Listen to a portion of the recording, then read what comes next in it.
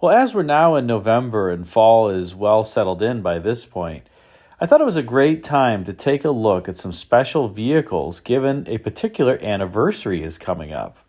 More specifically, on November 19th, 2023, that date will mark the 64th anniversary that Ford Motor Company decided to sunset the Edsel brand. Despite Ford's efforts, which included more than 3 years of product planning as well as market research, when the Edsel debuted in September of 1957, it received, let's say, not that great of a reaction in the press and the hearts and minds of the buying American public.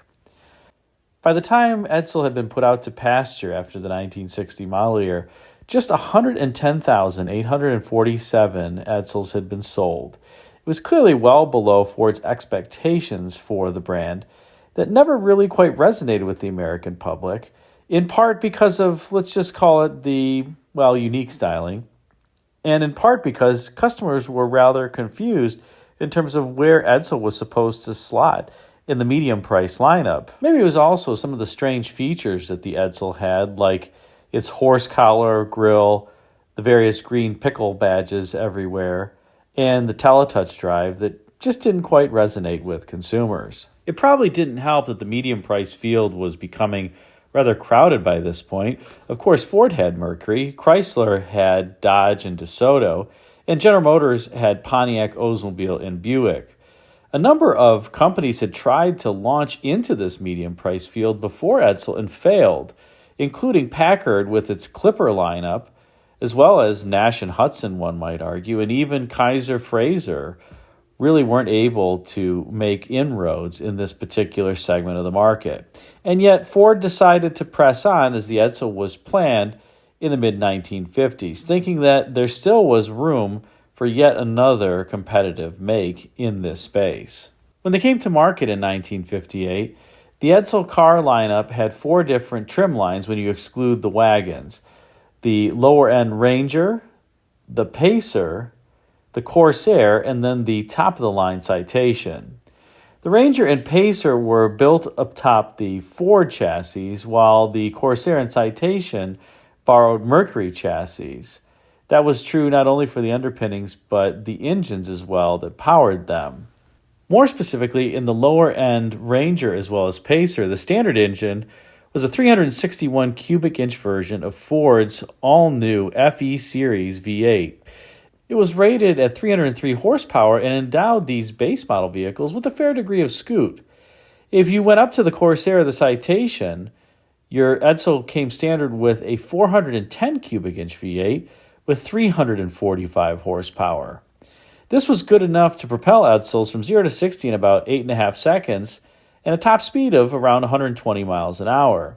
It really was quite fast for the time, although it may not seem quite fast in this day of 1,250 horsepower Lucid Air vehicles, but customers were generally happy with the performance of their Edsels. And you could drive your Edsel in comfort, sitting in what were very atypical interiors for the time. The atypical nature of the interiors began with the instrument cluster, where a rotating drum speedometer told you your speed. And this is kind of a cool feature of the Edsels. If you got the optional speed control feature on the Edsels, if you passed the speed that was set as part of the alert setting, the rotating drum would actually glow red to signify that you had passed the speed that you didn't want to.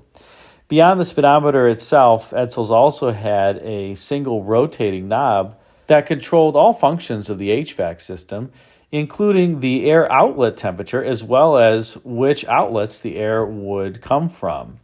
Edsels also had the so-called Teletouch steering wheel, which allowed you to select a transmission gear by pushing a button on the steering wheel hub in the center. The steering wheel hub did not rotate as one turned the wheel, and the transmission gear was activated by an electronic servo. It was not a mechanical connection. In some cases, particularly when customers experienced being stuck in the snow and had to rock the vehicle between reverse and drive, these electric servos would burn out, and consequently Edsel had to recommend that customers, when switching from reverse to drive or drive to reverse, push the neutral button along the way. And while it would seem this Teletouch system was unique, it really wasn't in the marketplace at the time.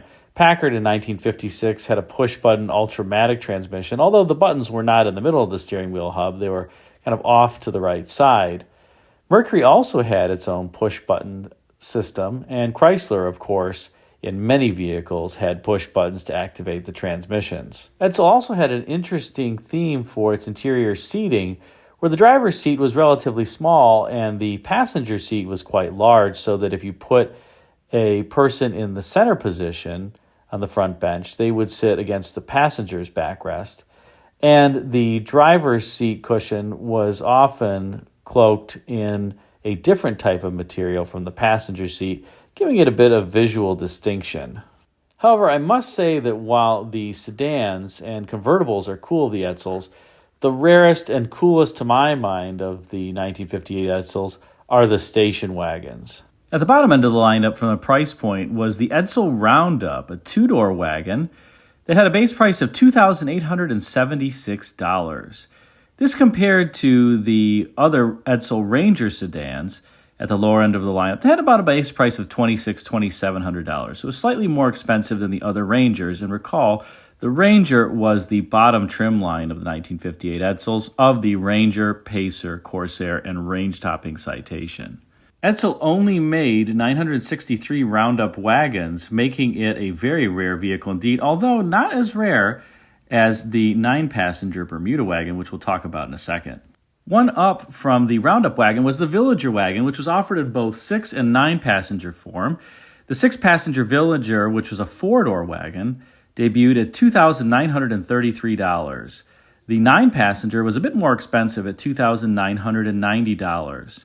The 6-passenger was considerably more popular, although it only sold 2,294 units compared to the 9-passenger's 978 units. And at the upper end of the Edsel lineup for wagons were the Bermuda wagons with their awesome wood grain sides or the woody look. The Bermuda wagon was considerably pricier than the Villager. A 6-passenger Bermuda wagon was priced at $3,190, about $200 more than the Villager wagon, or $2,000 more in today's terms.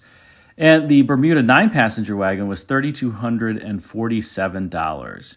Edsel made 1,456 6-passenger Bermuda wagons and just 779 9-passenger Bermuda wagons, making the 9-passenger Bermuda wagon the rarest 1958 Edsel. I've already talked about the really interesting features of the 1958 Edsel, many of which carried over to the wagons. Clearly, the instrument panels, interiors, and things like that carried over to the wagons. But there were some interesting things about the wagons that were different from the sedans. Most notably, out back, the wagons had these taillights that were shaped like boomerangs, I guess. And the interesting thing about the taillights was that if you look closely, they're actually pointing in the wrong direction. So the right tail light, if you think of it as an arrow, is actually pointing left. And apparently this confused some customers because of obvious reasons, although clearly the light would be blinking on the right or left-hand side, and that should indicate the direction of turn.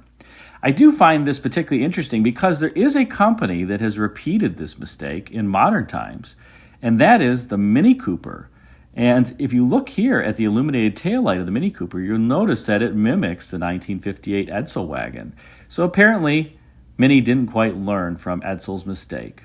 One other interesting feature about the Edsel wagons was that they rode atop a 116-inch wheelbase compared to the sedans, at least in the Ranger and Pacer lineups, riding atop a 118-inch wheelbase. The Corsair and Citations for Edsel rode atop a 124-inch wheelbase. So if you got the wagon, you actually got the shorter wheelbase, the Ford wheelbase. And that was something that Ford would continue for many years. If you got the Mercury wagon, for instance, you would get the Ford wheelbase. And in the mid-70s even, like my 1974 Colony Park, the Colony Park is actually shorter than the two-door Marquis for that reason, although it looks physically larger. In contrast, if you got a Chrysler wagon, as an example, or a General Motors wagon, you tended to get the longer wheelbase in those years. So Ford had a different approach to the wagons and didn't really endow them with a longer wheelbase like some of the competitors did. Hope you enjoyed this spotlight on the Edsel Wagons and the Edsel. If you did, be sure to like, comment, and subscribe, and check out the video thumbnails at bottom left and right for some suggestions for you. Thanks again for watching.